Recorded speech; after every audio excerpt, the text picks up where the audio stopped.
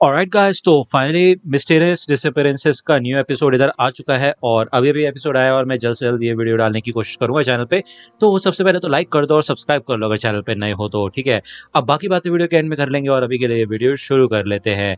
Episode की शुरुआत में यहाँ पे हमें रेन का सीन दिखाया जाता है जो कि बोलता है कुकू। तो वो यहाँ पे सुमेरिको के साथ होता है उसी बुक शॉप के अंदर। तो सुमेरिको पूछती है तुम कर क्या रहे हो।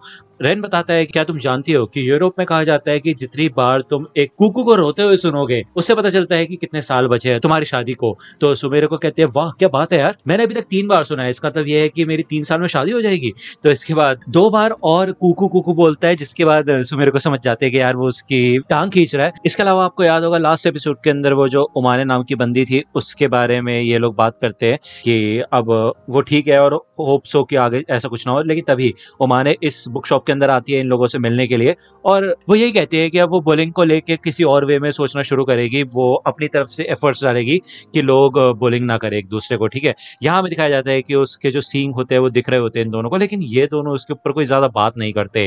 अब मैं क्या ही बोलूं यार इस चीज को लेके। वही दूसरी ओर हमें यहाँ पे ऑटो का सीन दिखाया जाता है जो कि भाई इधर जंप कर करके शायद वेट कर रही होती है अपने जो ये सीड है इसको उगने का, ठीक है। यहाँ पे छोटा सा पौधा हमें दिखाई देता है जिसको देख के ऑटो काफी ज्यादा खुश हो जाती है। वही दूसरी ओर यहाँ पे रेन को बहुत बुरी तरह से पट्टी हो रखी होती है तो ऑटो उसे कहती है कि तुम्हें जाना चाहिए और अपना इलाज कराना चाहिए। तो रेन मान जाता है इस बात के लिए और वो कहता है ठीक है फिर ऑटो तैयार हो जाओ कहीं और सोने के लिए।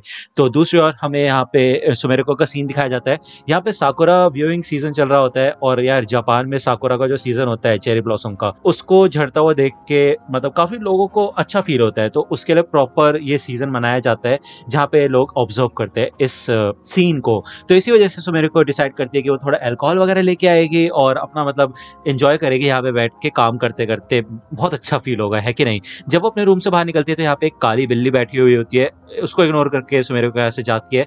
वो जब वापस आती है सामान वगैरह लेके तब भी ये बिल्ली यहीं पे बैठी होती है। जब सुमेरिको अंदर जाती है तो ये बिल्ली उसके साथ ही अंदर आ जाती है। यहाँ पे सुमेरिको अपने लिए खाने पीने की चीजें लेके आ गई होती है और बहुत ज्यादा अलाइव फील हो रहा होता है उसको, ठीक है।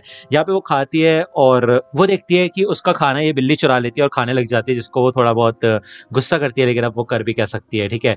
यहाँ पे वो सो जाते थोड़ी देर बाद, जिसके बाद जब वो जागती है तो उसको मैसेज आता है रेन का कि मुझे तुम्हारी मदद की जरूरत है। और सुमेरिको कहती है कि मैं तुम्हें कोई पैसे वैसे नहीं देने वाली, ठीक है ना। तो रेन कहता है कि तुम खुद तो इतनी सस्ती सी बियर पी रही हो और मेरे को बोल रही हो कि पैसे चाहिए मेरे को। तो सुमेरिको कहती है क्या तुम मेरे ऊपर नजर रख रहे हो। तो रेन कहते नहीं अंदाजा लगाया। अब देखो मेरे को 2-3 दिन के लिए बाहर जाना है तो क्या प्लीज तुम ऑटो का ध्यान रख सकती हो। तो चलो फिर अपने दरवाजे की ओर देखो, ठीक है। तब यहाँ पे बेल रिंग करती है और बाहर ऑटो होती है, उसके हाथ में उसका प्लांट होता है और सच में ऑटो काफी क्यूट लग रही होती है, ठीक है। सुमेरिको उसको अपने रूम के अंदर बुलाती है लेकिन ऑटो को ये रूम काफी ज्यादा गंदा लग रहा होता है, ओके। जिस वजह से ये लोग डिसाइड करते हैं कि ये रूम की सफाई करेंगे। तो ऑटो कहते हैं भाई मैं कहाँ फंस गई यार, मेरा तो अपने पैर भी कुल्हाड़ी मार ली। लेकिन फिर भी बेचारी ऑटो बहुत ज्यादा मदद करती है सुमेरिको की। जिसके बाद ये लोग थोड़ा गंदा वंदा हो गए होते हैं तो डिसाइड करते हैं कि ये नहाने के लिए जाएंगे। ये पब्लिक बाथ पे जाते हैं, टॉमी बाथ्स में, और यहाँ पे बाहर एक लड़की खड़ी होती है जो कि इनके ऊपर नजर रख रही होती है, ओके। ये दोनों यहाँ पे आते हैं, बातचीत करते हैं। ऑटो पूछती है कि तुम अपने घर में क्यों नहीं नहाई। तो सुमेरिको बताती है कि वो छोटा बाथटब है और वहां पे हम दोनों नहीं आ सकते थे इसी वजह से।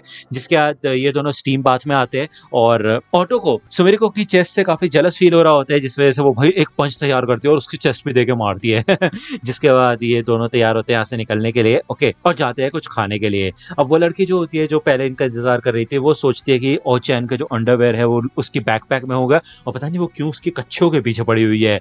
क्या ठरकी मना चल रहा है यहाँ पे। दूसरी ओर यहाँ पे हमें रेन का सीन दिखाया जाता है जो कि इस शहर में होता है और मतलब एक डिस्ट्रिक्ट में होता है। गली में वो देखता है कि वो साइन बोर्ड्स लगे होते हैं, मार्कर्स। वो इस गली के अंदर जब जाता है तो इधर वो एक क्रॉस वॉक पे आके खड़ा हो जाता है। ये बहुत सुनसान जगह होती है लेकिन यहाँ पे एक आदमी भी होता है और ऐसा लगता है कि रेन उस आदमी को पहले से जानता होता है।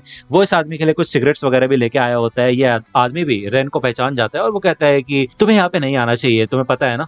इसके अलावा यहाँ पे ये आदमी बहुत जुगाड़ू आदमी होता है, इसके पास काफी अलग अलग चीजें होती है जैसे कि फेक पासपोर्ट्स वगैरह ऐसी चीजें, ठीक है ना। तो वो यही पूछता है कि तुम यहाँ पे आए क्यों हो, लेकिन वो खुद ही समझ जाता है कि भाई ऐसा लगता है कि रेन ने अपनी आइज का इस्तेमाल किया है। वो बोलता है कि मैंने तुम्हें कहा था ना कि जितना ज्यादा तुम इसका इस्तेमाल करोगे उतना ज्यादा तुम्हारी बॉडी को हार्म होगा, इस हिसाब से तो तुम अपनी सिस्टर को घर भेजने से पहले ही मारे जाओगे, ठीक है ना। तो रेन कहता है तो मैं क्या करूं, वैसे भी ज्यादा समय नहीं बचा हुआ है, ठीक है ना। तो इधर ये आदमी चेक करता है रेन की आंखों को, जिसकी हालत बहुत ज्यादा खराब हो रखी होती है। दूसरी ओर हमें दिखाया जाता है कि सुमेरिको और ऑटो दोनों के दोनों इधर खाना खा रहे होते हैं और सुमेरिको पूछती है कि तुम आई कहाँ से हो, तो ऑटो पूछती है कि तुम कहाँ से आई हो। सुमेरिको बताती है कि वो तो अपने पेरेंट्स के घर को छोड़ के आ गई थी, तो उसे कहीं ना कहीं तो रहना ही था। अब ऑटो बताती है कि मैं तो उधर से आई हूँ, और वो अपनी उंगली ऊपर पॉइंट करती है, यानी कि ऊपर से आई है, पता नहीं कहाँ से आई है। वो सीधा जवाब किसी चीज का नहीं देती। सुमेरिको पूछती है कि क्या तुम्हारी बाकी फैमिली भी है, तुम्हारे भाई के अलावा और कौन कौन है। तो ऑटो कहती है तुम बताओ तुम्हारी फैमिली है। तो सुमेरिको बताती है कि हाँ, जहाँ पे मैं पैदा हुई थी वहां पे तो है ही। तो ऑटो भी इसी आंसर को रिपीट करके बोल देती है। सुमेरिको पूछती है कि रेन बोल रहा था कि तुम्हें कहीं वापस भेजना है, वो कहाँ भेजना चाहता है तुमको, जिसके बाद ऑटो इस क्वेश्चन को इग्नोर कर देती है और वो कहती है कि क्या मेरे को और नूडल्स मिल सकते हैं। दूसरी ओर हमें यहाँ पे फिर से रेन का सीन दिखाया जाता है और वो आदमी कहता है कि अच्छा हो तुमने लिमिट में इस ताकत का इस्तेमाल किया, चलो मेरे साथ चलो, एक छोटा सा प्रोसेस करना होगा, उसके बाद सब कुछ ठीक हो जाएगा। और देखो जल्दबाजी करने की जरूरत नहीं है, मुझे पता है कि तुम्हें और क्यूरियोसिटीज मिल ही जाएंगी, और वैसे भी एक नया इलाका है, ये एक खाली स्लेट की तरह है ये जगह, और तुम्हें तो पता ही है हर एक नई जगह पे नए गॉड्स आ जाते हैं। तो ज्यादा चिंता मत करो, थोड़ा समय लगेगा, ठीक है ना, क्योंकि तुम्हारा चेहरा इतना भयानक हो चुका है कि शायद तुम्हारी सिस्टर खुद ही डर जाएगी और तुमसे नफरत करने लगेगी। दूसरी ओर यहाँ पे ऑटो ये बुक पढ़ रही होती है जो कि सुमेरिको ने लिखी होती है। सुमेरिको बताती है कि ये बुक उसने 15 साल की उम्र में लिखी थी और यही उसकी सिर्फ एक बुक है जो कि पब्लिश हुई थी और कोई नहीं, ठीक है ना। तो ऑटो बताती है कि मैं भी 15 साल की हूँ।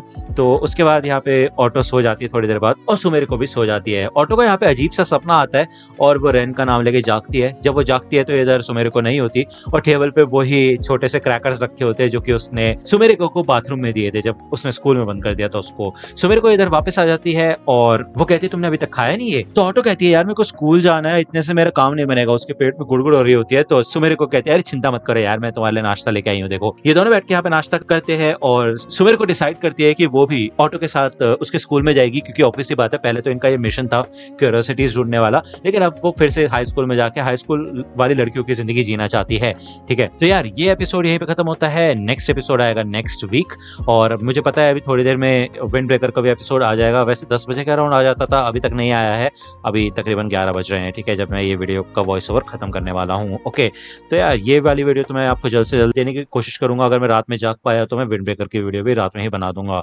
नहीं बना पाया तो प्लीज थोड़ा वेट कर लेना, सुबह उठ के बनाऊंगा ही बनाऊंगा, है कि नहीं, इतना तो वेट कर ही सकते हो। इसके अलावा मैं आपसे एक चीज पूछना चाहता हूँ कि अगर आप निंजा कामुई के एपिसोड्स का वेट कर रहे हो तो तकरीबन 4-5 एपिसोड ही बचे हुए थे, ठीक है। अगर आप चाहते हैं कि मैं उस एनिमे को भी कवर करूँ तो आप मेरे को कमेंट सेक्शन में बता सकते हो, ठीक है ना।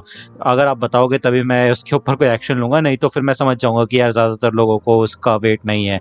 1-2 कमेंट्स आए थे मेरे को, लेकिन अभी आप अगर मेरे को इस वीडियो के नीचे कमेंट सेक्शन में बता दोगे तो हाँ जरूर मैं उसके ऊपर एक्शन लूंगा और जल्द से जल्द उस वीडियो को कवर करने की कोशिश करूंगा। जहाँ तक बात है क्लासरूम ऑफ द एलाइट की, तो उसके भी एपिसोड हम जल्दी से जल्दी कवर करने की कोशिश करेंगे। तो अगर आपको ये वीडियो पसंद आई हो तो लाइक करना, सब्सक्राइब कर लो अगर चैनल पे नए हो तो। मिलता हूँ आपसे अगली वीडियो में, तब तक के लिए गुड बाय।